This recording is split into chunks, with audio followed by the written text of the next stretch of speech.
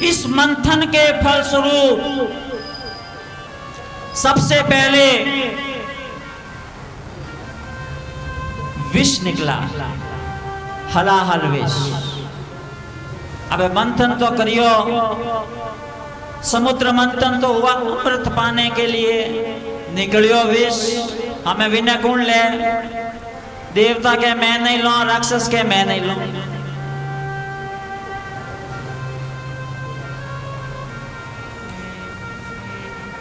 देवताओं ने उस वासुकी नाग की पूंछ को पकड़ा और असुरों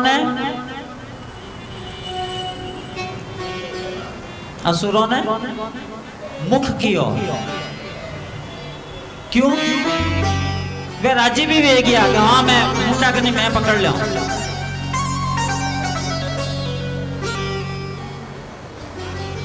क्योंकि असुर प्रवृत्ति जब जब इस जीव की होती है, वो खरी खोटी उड़ावेला, भला बुरा कहेगा, बिना शौक आवे। इसलिए असुरों ने वासुकी नाग के मुख को, जबकि वह फुफकार रहा था, ज्वालाएं निकल रही थी उसके मुख से, लेकिन तो भी क्या, हाँ ठीक है। क्योंकि जब जब यह जीव आसुरी भाव को प्राप्त होता है, मुख से भला बुरा कहता है, खरी खोटी सुनाता है, लड़ने को आतुर होता है।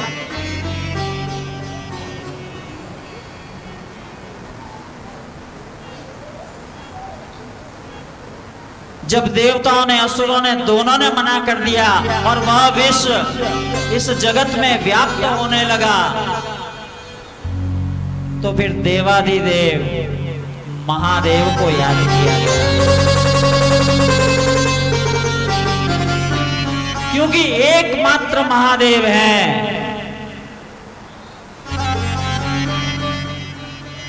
जो गृहस्थ में रहना भी जानते हैं, जो दक्ष द्वारा अपमानित किया जाने पर उस सभा में बैठना भी जानते हैं। सोचिए, उस महादेव का आह्वान किया गया, बुलाया गया हलाहल विष का पान करने।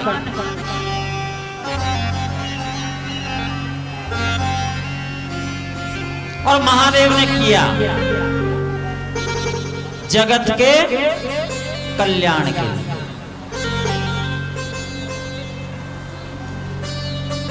लेकिन उसे नीचे नहीं उतारा, न उगला और न निगला। कहां धारण किया? कंठ में। इसीलिए वे नीलकंठ कहलाए।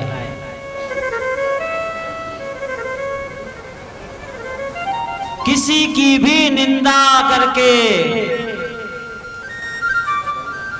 उसे न तो मुख से बाहर लाइए और न कंठ से नीचे उतारिए। कंठ से नीचे उतारोगे जल जाओगे, और मुख से बाहर निकालोगे तो इस संसार को जलाओगे। महादेव ने अपने कंठ में धारण किया उस विष को, नीलकंठ कहलाए। और तभी से आज तक मेरे प्रभु जल धारा के द्वारा भी प्रसन्न हो जाते हैं, क्योंकि जल धारा शिव को प्रिय है। उनकी जलन को शांत करती है ये जल धारा।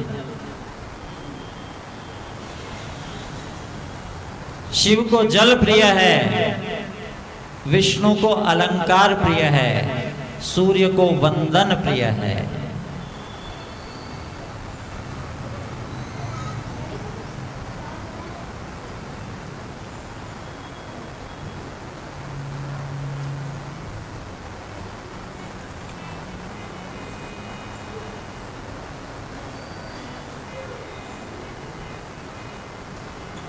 समुद्र मंथन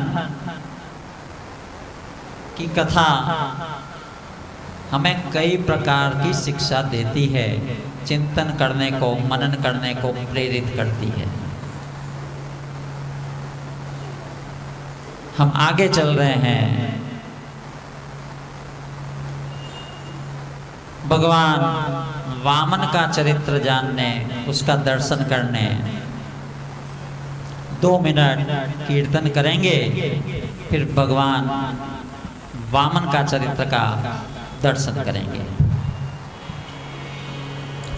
श्री कृष्ण गोविंद हरे मुरारी, हे नाथ नारायण वासुदेवा।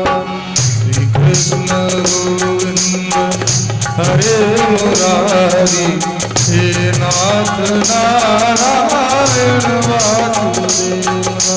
श्री कृष्ण गोविंद हरे मुरारी, हे नाथ नारायण वासुदेवा। श्री कृष्ण गोविंद हरे मुरारी, हे नाथ नारायण वासुदेवा। श्री कृष्ण गोविंद हरे मुरारी, हे नाथ नारायण वासुदेवा। श्री कृष्ण गोविंद हरे मुरारी, हे नाथ नारायण वासुदेवा। श्री कृष्ण गोविंद हरे मुरारी, हे नाथ नारायण वासुदेवा। श्री कृष्ण गोविंद हरे मुरारी, हे नाथ नारायण वासुदेवा। इस समुद्र मंथन में जब विष निकला, उसे ग्रहण करने के लिए कोई तैयार नहीं हुआ।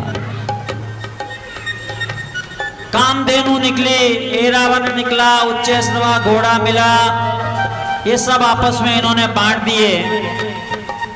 भगवान धन्वंतरी भी अमृत कलश लेकर, आयुर्वेद के जनक क्या कहे जाते हैं, वो भी समुद्र मंथन के फलस्वरूप आए थे। जब अमृत निकला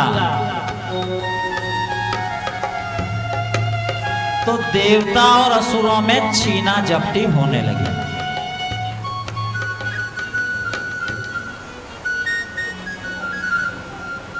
कोई अच्छी बात वे जाए तो अपे हैंग ना जट कई कौन देखो, मैं कहो तो क्या यूं करो ला तो हैंग सही बचे, भले कहो चाहे नहीं कहो। क्रेडिट लेने की होड़ वो भी विकार है भाई। सारा क्रेडिट मुझे मिल जाए। जब अमृत निकला, छीना झपटी होने लगी, असुर पीछे दौड़े देवताओं के।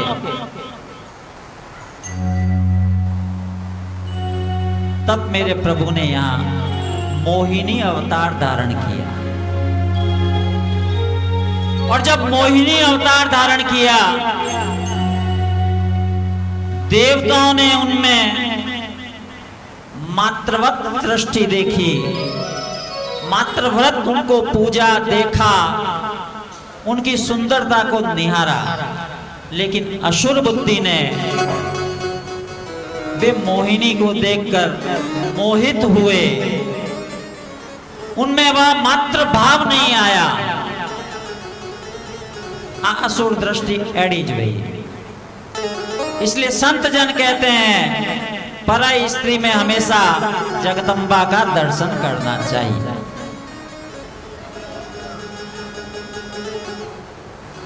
यहां असुरों की दृष्टि में खोट थी। वास्तव में किसी भी वस्तु में या किसी भी जीव में या किसी व्यक्ति में या मनुष्य में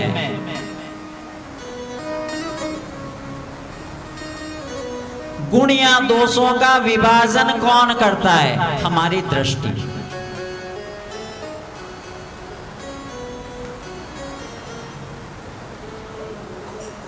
हम यदि मातृवत देखेंगे, हमें कोई भी स्त्री मां के रूप में दिखाई दे सकती है, बहन के रूप में दिखाई दे सकती है। लेकिन कुदृष्टि होगी तो फिर स्त्री तो वही है ना। किसी को मां दिख रही है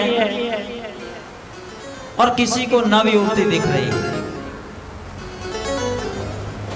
खोट कहां है? दृष्टि में, देखने वाले की दृष्टि में। असुरों ने उस भाव से उन्हें देखा, पीछे पीछे दौड़ने लगे थे मेरे प्रभु के। माना ठाकुर जी वैसे ही कोमलांग है और पचे मोहिनी रूप धारण करियो और ज्यादा सुंदर दिखने लगे थे। असुर पीछे दौड़े, मेरे प्रभु ने उस अमृत के घड़े को हाथ में लेकर कहा, आप बहुत अच्छे हैं, आप ऐसा कीजिए, पंक्ति बनाकर बैठिए, मैं सब में अमृत बांट देती हूं।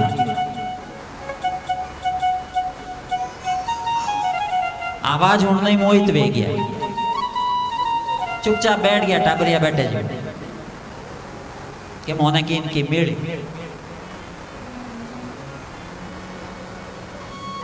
उस मोहिनी का रूप देखकर भगवान शंकर भी मोहित हुए थे, वीर्य स्खलन हुआ और उस स्खलन के कारण सोने और चांदी की खदानें इस धरती पर बनी।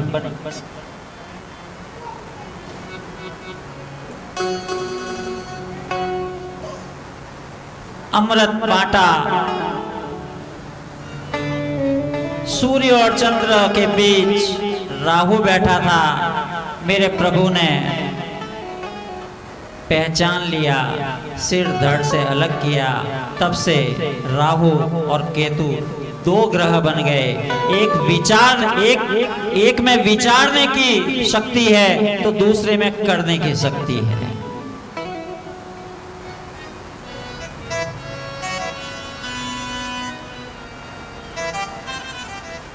श्री कृष्ण गोविंद, श्री कृष्ण गोविंद हरे मुरारी, हे नाथ नारायण वासुदेव। श्री कृष्ण गोविंद हरे मुरारी, हे नाथ नारायण वासुदेव।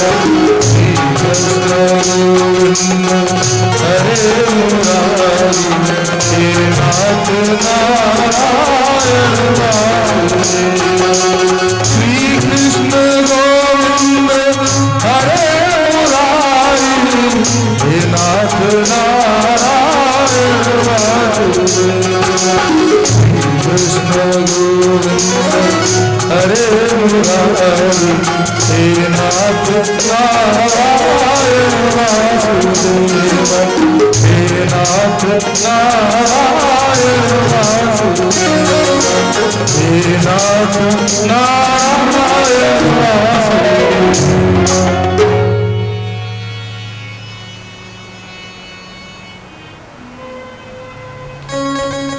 बहुत प्रयास करते हैं भाई, सारी कथाओं को इन 2.5-3 घंटों में समेटने का, लेकिन क्या करूं मैं, विस्तार दिए बिना रहा भी नहीं जाता।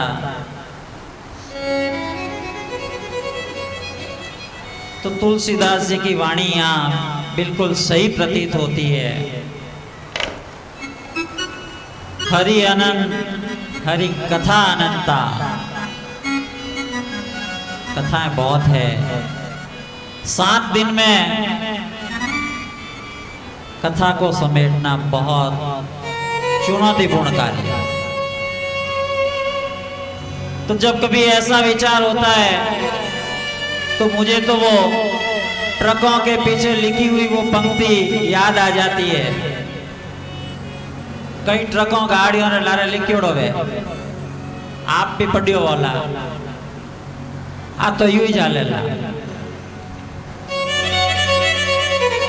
आ तो यूं ही चालेला। प्रयास करते हैं सारी कथाओं को समेटने का। मेरे प्रभु क्षमा करेंगे, कई कथाओं को केवल दर्शन करके आगे निकलना पड़ता है, केवल स्पर्श करके निकलना पड़ता है।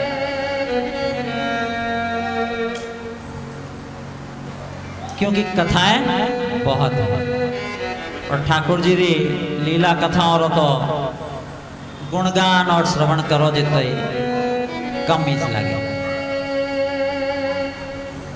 आरती के पश्चात जब विचार करता हूँ, मंथन करता हूँ, ये कथा भी आज होनी चाहिए थी, ये रह गई। अपने आप कथाओं का विस्तार भी होता है और संकुचन भी हो जाता है। ज्यों ठाकुर जी चावे ज्यों वे अपने कई सामर्थ्य। जिस कथा को वे ज्यादा अधिक विस्तार से सुनना चाहते हैं वही कहला देते हैं। आगे की कथा में हम चल रहे हैं। दैत्यों से राज्य छीन गया, बलि के प्राण चले गए। शुक्राचार्य जी ने, दैत्यों के गुरु हैं शुक्राचार्य, उन्होंने बलि को जीवित कर दिया, यज्ञ कराया उससे। क्या तू वो यज्ञ कर, विश्वजीत नाम का यज्ञ, विनोनु रथ घोड़ा ध्वजा सब प्रकट भया। उन्होंने बताया कि धनुष, अक्षय, तर्कस, दिव्य कवच निकले। प्रहलाद जी ने वहां आकर दिव्य, प्रहलाद जी ने कहीं लगे वो तो बलि जो है वो प्रहलाद जी का पौत्र है, तो प्रहलाद जी के संस्कार उसमें भी आए। वह स्वर्ग पर चढ़ाई हुई, भीषण युद्ध हुआ, देवता हार गए। बलि तो असुर कुल में है, देवता हार गए। बस ये ठीक उसी प्रकार है, हमारे भीतर भी कभी आसुरी गुण प्रभुत्व स्थापित कर लेते हैं और कभी दैवीय गुण। करे करे मन के नहीं नहीं मंदिर चलो, दर्शन करो, पूजा करो, घरे सत्यनारायण की पूजा करो, ब्राह्मणों ने जीमो, संतों ने जीमो, गौ सेवा करो, गौशाला चालो, होता है ना। और करे करे करियोड़े जय में कितनी बारी करा दिया कि भयो तो कोनी। चलो फिल्म देखने चलो, चलो होटल में खाना खाओ आज। ये सब तामसिक गुण है। दैवीय गुण और तामसिक आसुरी गुण, जब जब अच्छे विचार आवे समझना दैवीय गुण जागृत हो रहे हैं। और जरे जरे होटलों में खाने इच्छा वे, पिक्चर में जाने इच्छा वे, पर्यटन को जाने की इच्छा हो कि नहीं नहीं दर्शन तो हमें पिछले साल दर्शन करने गए था, हम की कटे दूसरी जगह घूमने चलो। समझना तामसिक गुण विकसित हो रहे हैं। एक यज्ञ बाकी रहा और स्वर्ग का साम्राज्य बलि के हाथों में जाने वाला था।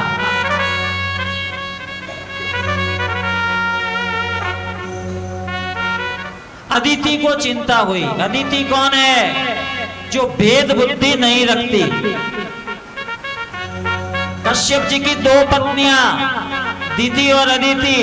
दिति ने असुरों को उत्पन्न किया और अदिति ने देवताओं को उत्पन्न किया।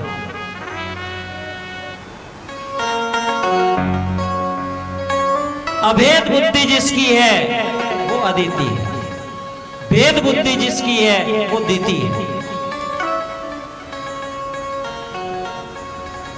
कश्यप जी से कहा था, हे देव, हमारी संतान पराजित हो रही है, कोई उपाय कीजिए। कश्यप जी ने कहा, देवी तुम पयोव्रत करो। श्रीमद् भागवत में पयोव्रत बताया गया है संतान की प्राप्ति के लिए। फाल्गुन मास में एक समयावधि निश्चित है, उसमें यह पयोव्रत दूध पीकर होता है। अदिति ने निष्ठापूर्वक उस व्रत का पालन किया संतान की प्राप्ति के लिए। कैसी संतान?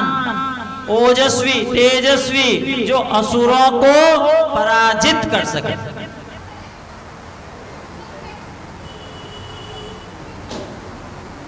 यहां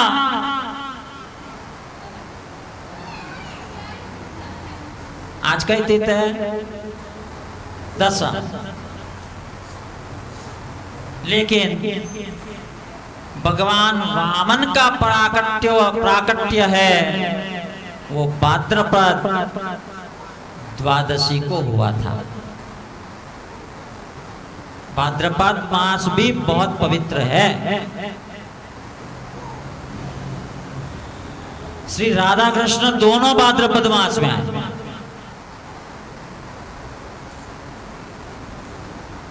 भगवान वामन भाद्रपद मास में, और इसी प्रकार वैशाख मास, जहां अनेक भक्त उनका वैशाख मास में प्राकट्य हुआ। यह महीना साधारण नहीं है भाई। और अबे इन महीना रे महीने बैठने कथारी चर्चा कर रहा हूं, ओ पण सौभाग्य।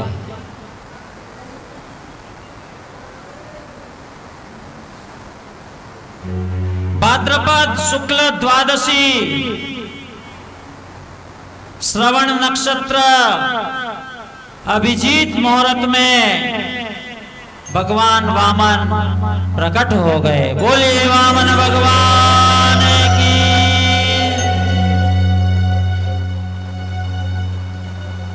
जिस काम के लिए मेरे प्रभु वामन बनकर आए हैं,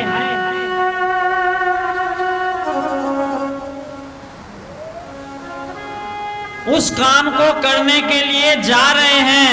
पहले तो बहुत बड़ा महोत्सव हुआ, कश्यप अदिति ने स्तुति की। वामन ब्रह्मचारी वेश है, सूर्य ने गायत्री मंत्र दिया, बृहस्पति ने जनेऊ पहनाई, कश्यप ने मेखला, ब्रह्मा ने कमंडलू प्रदान किया, सप्त ऋषियों ने कोश, सरस्वती ने रुद्राक्ष माला दी और कुबेर ने भिक्षा पात्र कर प्रदान किया और पराम्बा उमा ने स्वयं प्रकट होकर उस भिक्षा पात्र में भिक्षा डाली। छोटा सा रूप मेरे प्रभु का, चल पड़े नर्मदा के उस उत्तर तट की ओर, जहां बलि स्वर्गारोहण की तैयारी कर रहा है।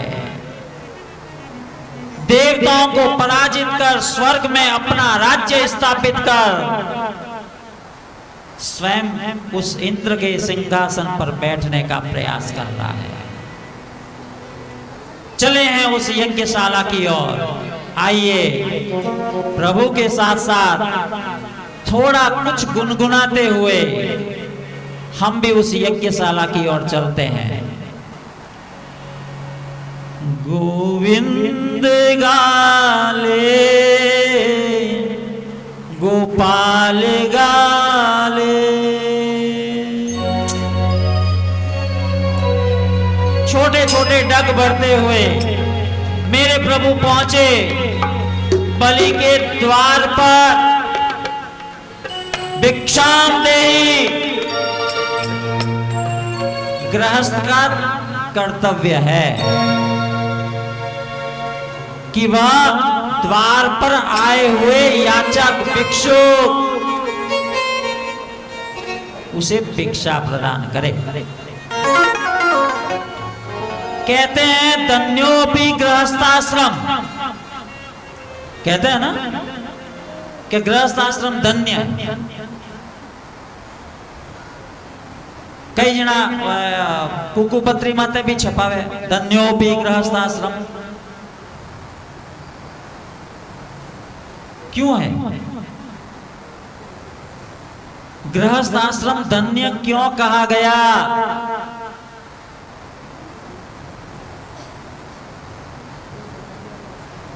क्योंकि बाकी तीनों आश्रमों की नींव या धुरी या आधार जिसको कहते हैं वो गृहस्थ आश्रम।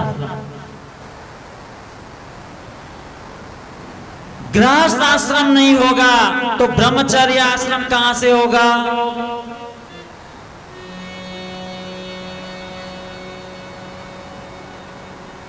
ब्रह्मचर्य का पालन करने वाले आएंगे कहां से? गृहस्थ आश्रम में से ही तो आएंगे ना।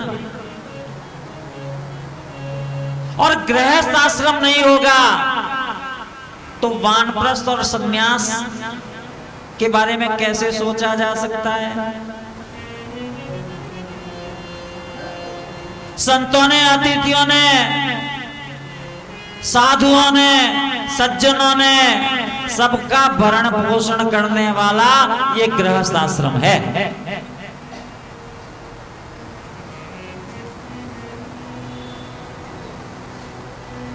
सुख मौज मजा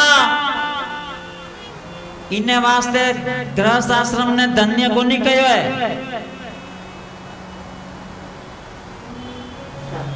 गृहस्थ आश्रम को धन्य केवल और केवल अन्य आश्रमों की धुरी केंद्र होने के कारण कहा गया।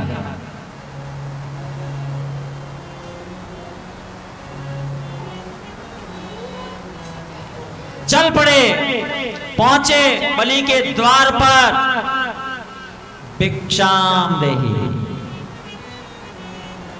हे यजमान भिक्षा दो। बलि ने देखा था, दौड़ कर आया। एक कथा कई बार जोड़ी जाती है कि राजा बलि ने हां कही, शुक्राचार्य ने रोक दिया था। कहते हैं कमंडलू में बैठ गए ताकि पानी बाहर ना आवे और बिना जल के संकल्प ना हो।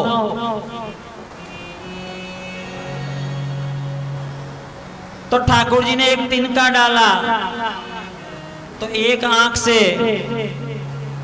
वंचित हो गया। इन्हों का ही मतलब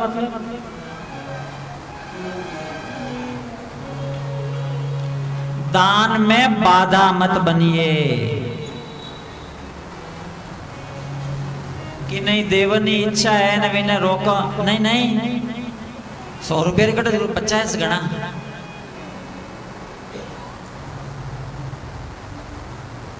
50 गणा इतनी महंगी हड़ी कट दे लेने मोह धरी। अरे थारे भावे की करो दी।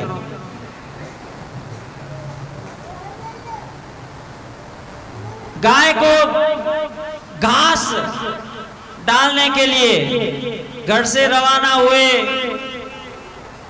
रास्ता में कोई मिलियो, आज तो एकादशी है, घासी घास है, मैं आज तो वटू मूड चेंज हुई गयो, 100 नौकावता था वहां में 50 नौका दे। थोड़ा फिर आगे आया, घास सड़क पर पड़ी देखी तो क्या आज तो गायो धा पीड़ी है, 10 नौका दे घणो। आज कोई मिल गया, उसने कह दिया कि मैं आज तो कोई मतलब ही को नहीं, रिजगारा ढेर लगोड़ा है उठ को पाचा घरे आई गया। वाह मैं पच दे कौन।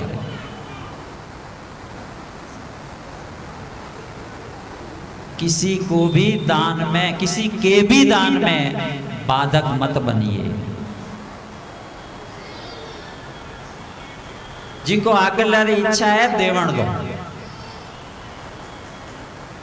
आप गोटे फालतू रा सलाहकार मत बनो।